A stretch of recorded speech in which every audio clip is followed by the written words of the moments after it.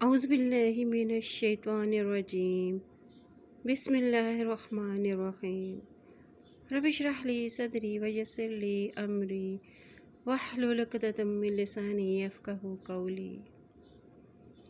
نبی پاک صلی اللہ علیہ وسلم پر درود پاک بھیجنے والوں پر فرشتوں کا نزول۔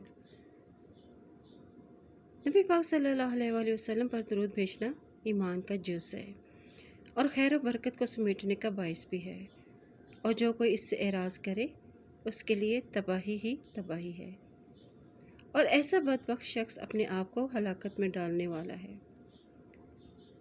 درود پاک درجات کی بلندی، گناہوں کا کفارہ اور شفاعت مصطفیٰ صلی اللہ علیہ وسلم کا راستہ ہموار کرنے کا انمول تحفہ ہے اور غموں سے نجات کا نسخہ ہے۔